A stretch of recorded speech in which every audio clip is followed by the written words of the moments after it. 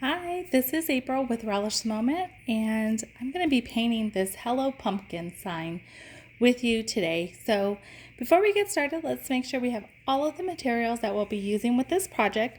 So you should have your 14.5-inch round, plus all of the pieces that you're going to use for the second layer. So we've got a set of pumpkins and their stems. We've got the hello and all of the individual letters for the word pumpkin. You should have your paintbrush, a few sponges, and your paint.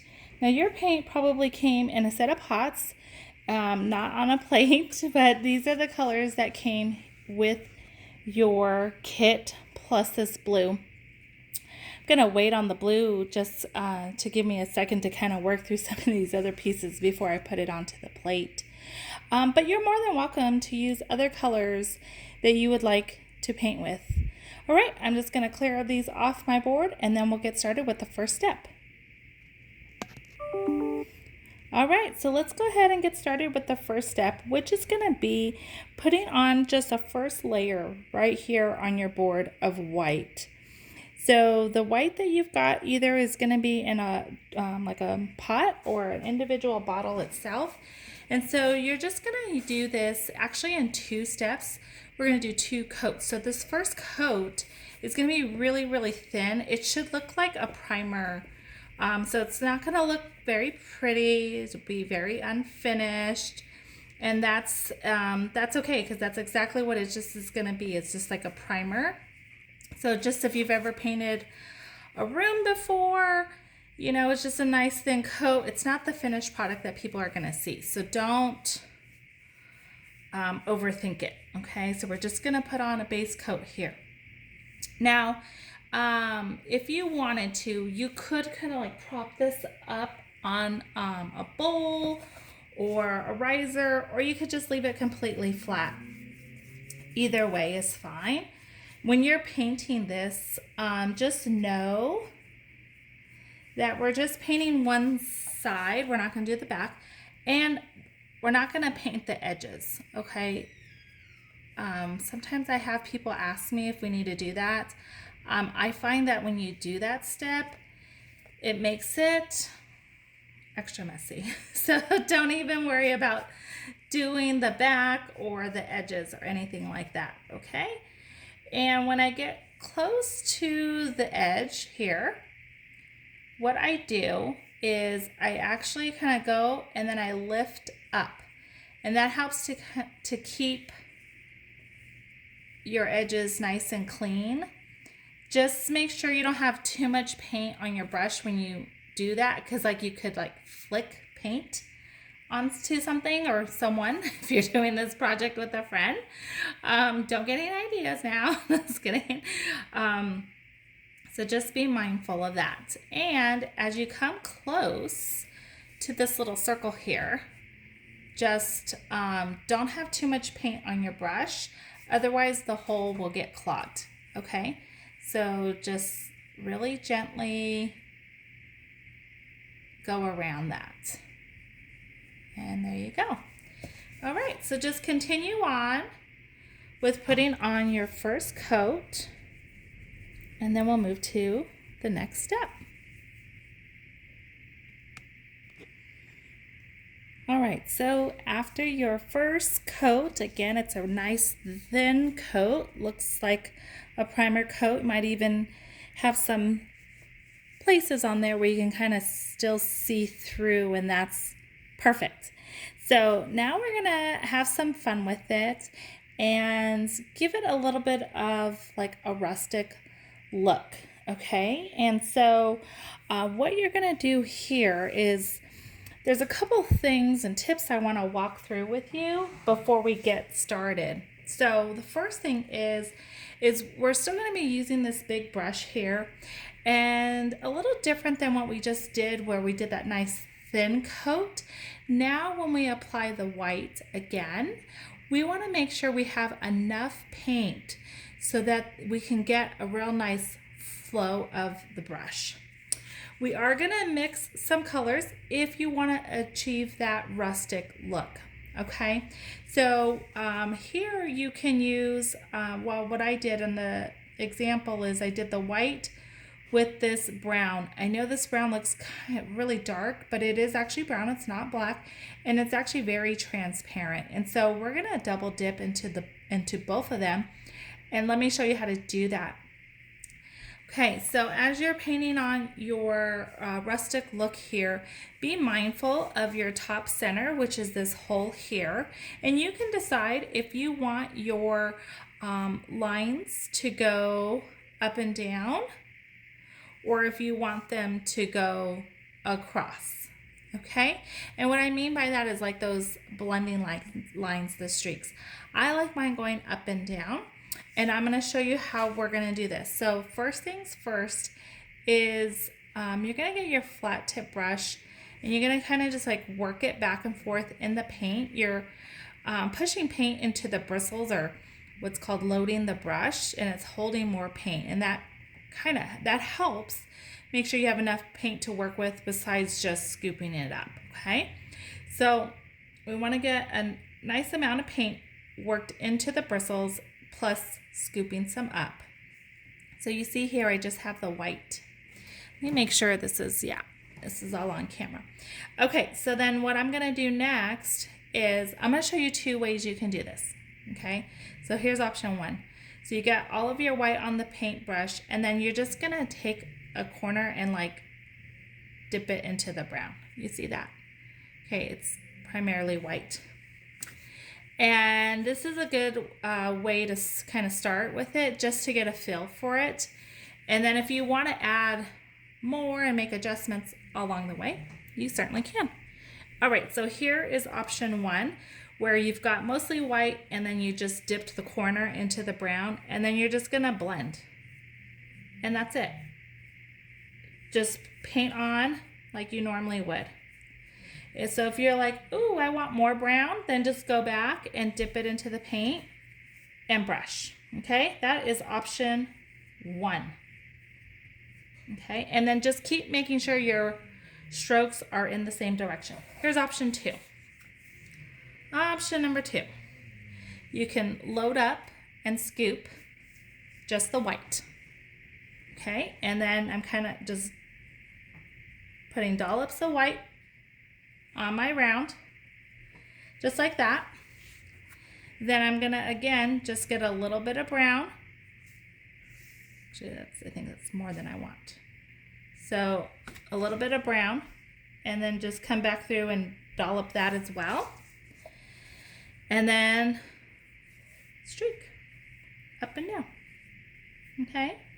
You can certainly do this if you have other paints that you're using of your own. You can certainly do this with black or gray. Would look really nice as well with that bronze that's in the kit, or gold as well. Okay. And then if you're working with this and you're like, oh, that's too heavy, that's too much brown, then just keep going over it, maybe even add a little bit more whites until you get the look that you desire. But also at the same time, I wouldn't overthink it, because don't forget, we are covering this round, okay? So just keep working it. Make sure you get enough paint on that brush to be able to travel from the top of the board to the bottom, or if you're going across from one end to the next, especially when you get to the center. Okay, so making sure you have enough paint there, and then just blending. Okay, and just keep working it. See, I want a little bit more brown, so I'm just going to tap in some brown there and then go.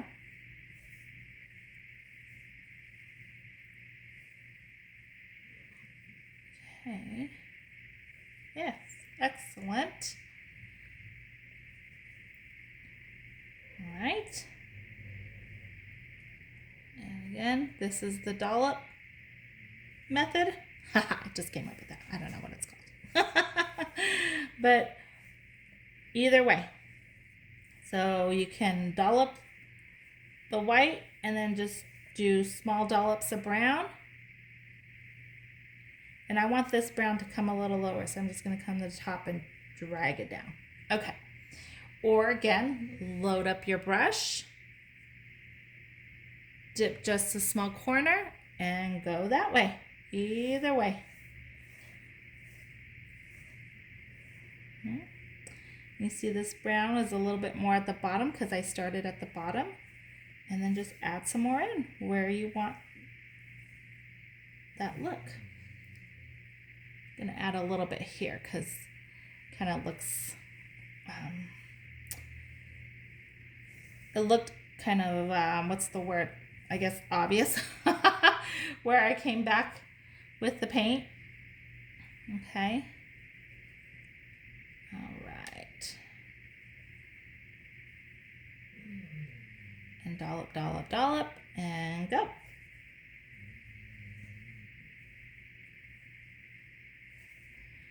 I love this that it makes it really original because no two will look alike. And some people just choose not to even do this step. They just do a solid white. And it looks really cute. Actually, I had one person mix a little bit of the orange with the white, made a whole new color, and did the background in a really light, almost peachy color. And then on the edges came through and just like around the edges and used the brown and the bronze together to make like almost like a shadow around the edges. It looks really pretty, almost like burnt a little bit. Okay, so you'll notice that as you're working with the wood, the paint gets absorbed really, really quickly.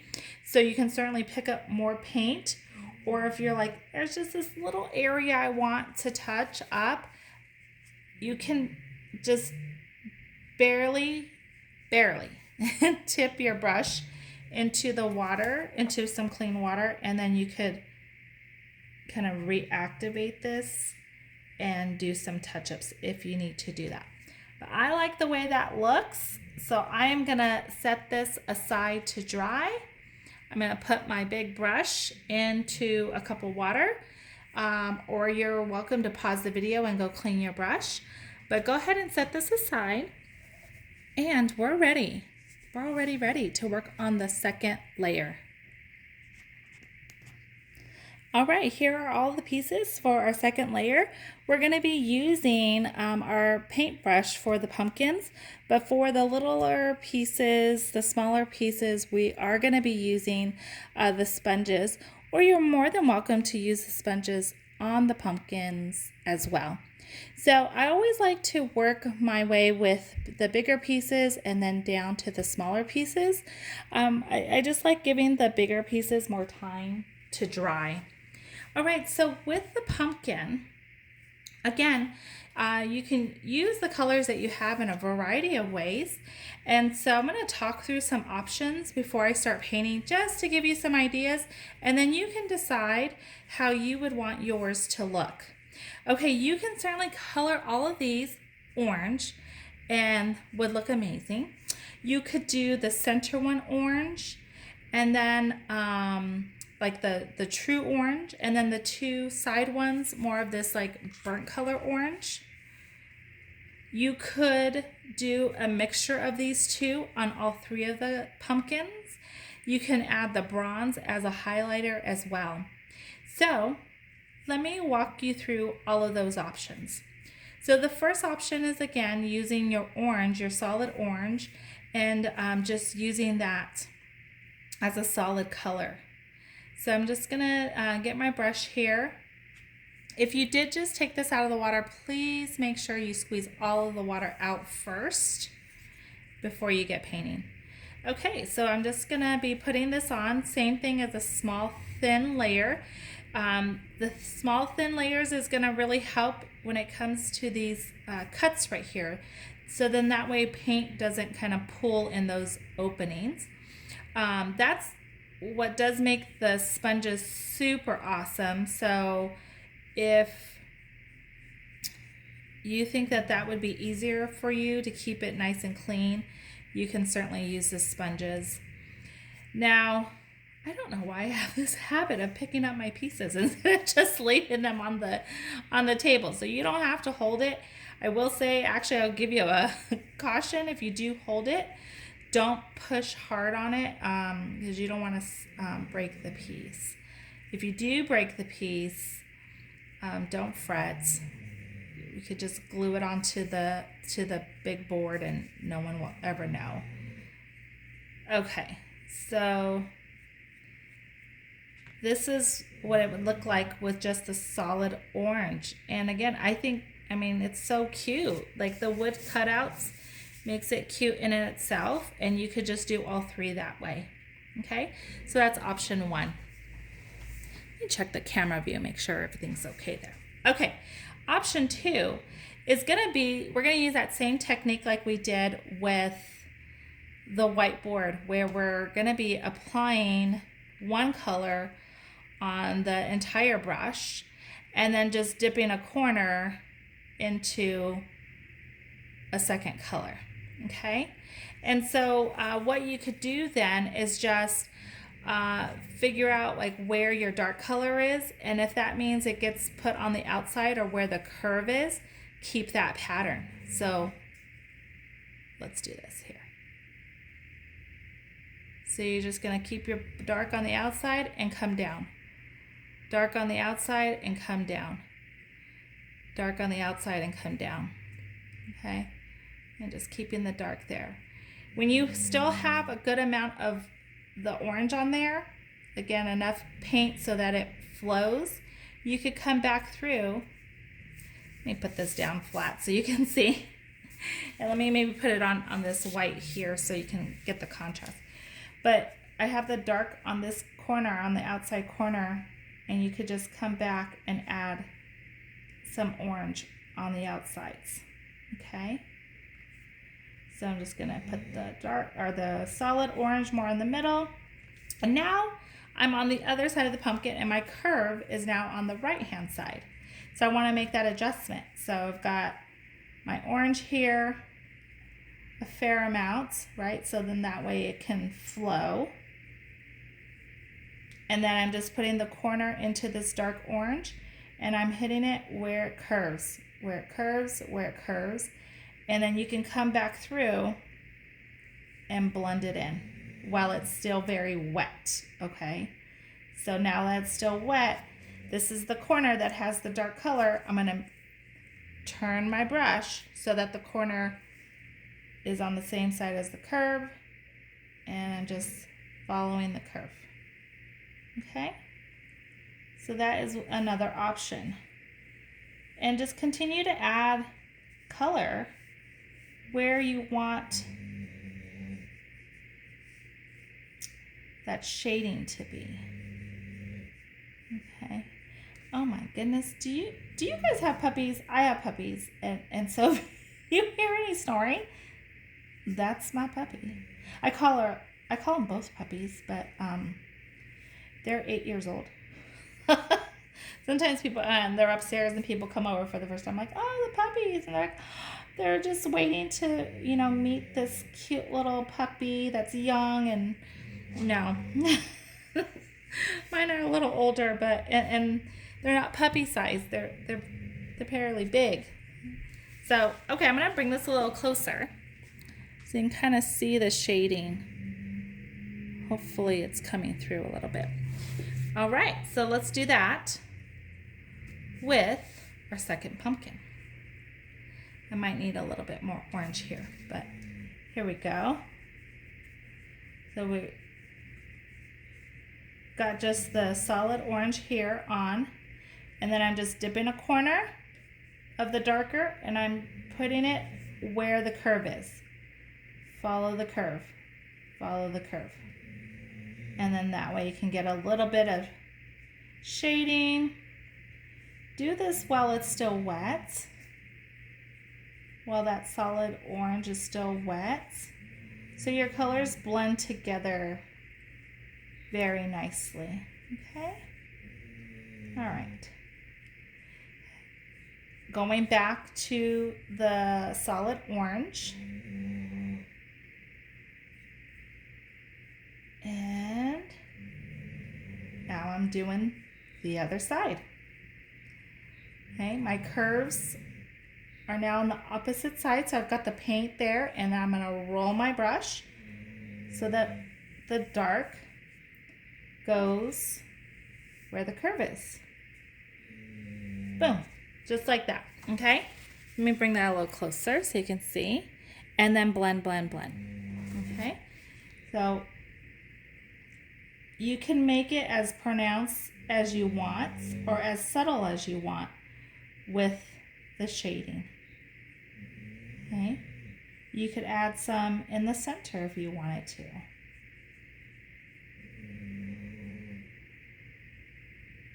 So just have fun with it. I put some barely any in the center, but I just want to copy that here. Okay, so those are your pumpkins. Let them dry before you kind of go back and take a look and see if you want to make, any adjustments. Okay, you can do some white highlights in there if you wanted to as well, but those are the pumpkins. Now you can kind of see how you could have one solid one and then the other two on the side could be darker.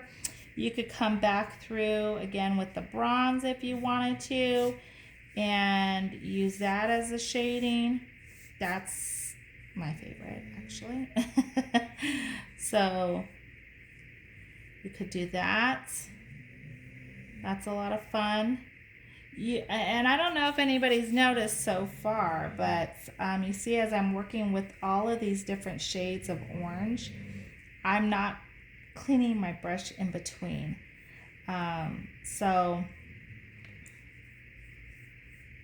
don't feel like, it's kind of, I don't know, I kind of like how all the colors blend together.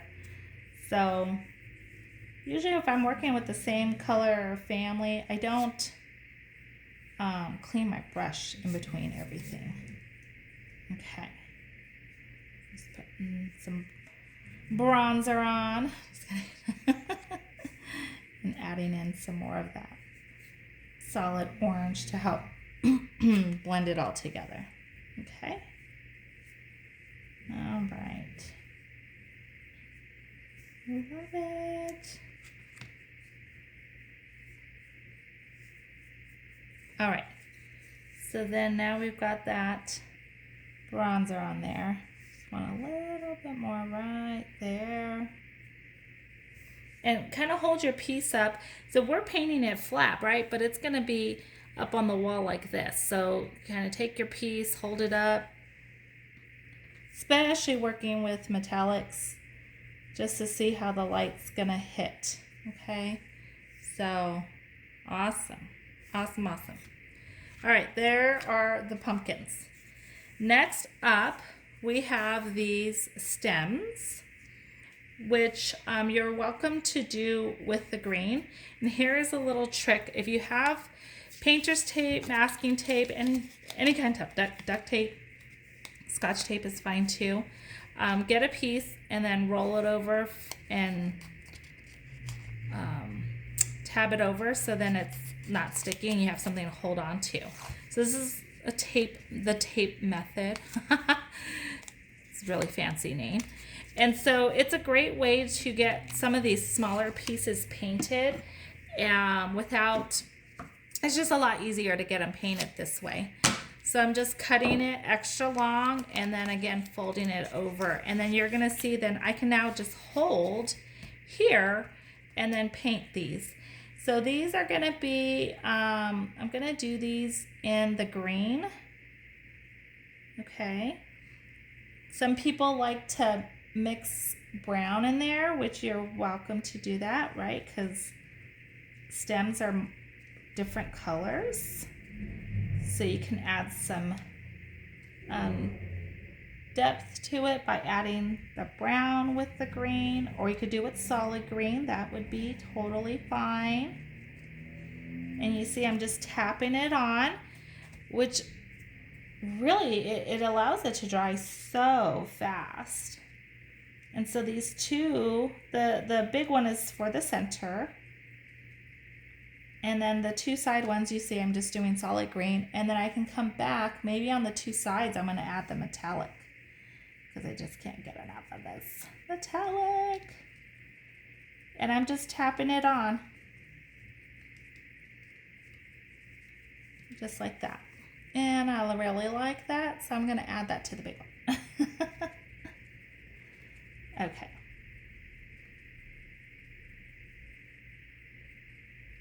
All right. So again, and some people do the stems no green at all, and they do them just solid brown. So you see this is coming together fairly quickly, because now we're ready to move on to our letters. All right, so for the letters, the word pumpkin in the sample is all in bronze. You can actually leave them unpainted. You could do them whatever color you like from the color palette, or pick one of your own. So when you're working with the sponge here, you want to make sure you're pushing the paint all the way into the sponge, not a lot of excess paint, because then when you're working with pieces like this that are open, it looks so good. And then you can just tap it on or swipe it on. Okay, but don't put too much paint on that sponge, because you don't want it to pool in there. Okay, so again, we're using the bronze or whatever color you like, pushing the paint into the sponge. You're just going to dip it into your paint. Or if the sponge doesn't fit in your pot, what you could do is get the paintbrush, dip the paintbrush into your paint, and you could certainly put the paint onto the sponge like that. I didn't pour enough for myself, so let me grab this. You could certainly use the paintbrush to paint these letters. Just again, be very careful not to put too much paint on. Don't put too much paint onto the brush. Okay. Hold please, I got the wrong color. Here we go. Here we go. One of the things I really like about these projects, with the way the wood responds to the paint, is that it dries really fast. These sponges allow you to paint fairly quickly, and so it's nice. You can take some time for yourself and paint, but it's not going to take all day, and I don't know, sometimes it's hard for me to get away, not like I laugh, but set some time aside and do this. So I like that I can do it. It's relaxing, but it's not going to take me all day. And if you really had to, you really could even break this project up. You could paint the backboard and then come back later and do the second layer. All right, all my letters are painted. And now we're ready for the last word, which is the hello. So that one I did in this blue color. Okay. And so maybe just put this onto my plate. Again, you can use the sponges or the paintbrush. If you do the paintbrush, just make sure, please, that you're not overloading it. And get this blue out. There we go. And now we're going to do the hello. So I can't wait to see how you guys finished yours, what color combos that you might have used. Maybe it was a little different than what I did. Can't wait to see it. With the hello, this blue, number one, I do like to tap this one on versus the swipe. It does deposit more paint onto the wood. And also, sometimes I do a second coat with this color. Okay. A common question I get is, should I do a first coat of white and then the next color? I don't do that. I figure if I have to do 2 coats, I'll just do 2 coats of the same color. So, and again, this is going to dry fairly quickly. So I'm just going to give it a second. And while I do that, I just want to show you, you should have glue that came with your kit. But if you're wanting more glue for other future projects, I just want to show you the glues that I use. So I use either this bottle that can be found at the Dollar Tree, or I use the just good old white glue from Michaels. And we don't need a lot. You're going to find that out here in just a moment. So for the glue pot that you have, you could certainly use your big paintbrush to dab the glue on, and then just wash your brush immediately. Don't let it dry and get hard, but if you wash it immediately, it's water-based, it'll come right out. All right, so now I'm going to come back through and do a second coat on the hello.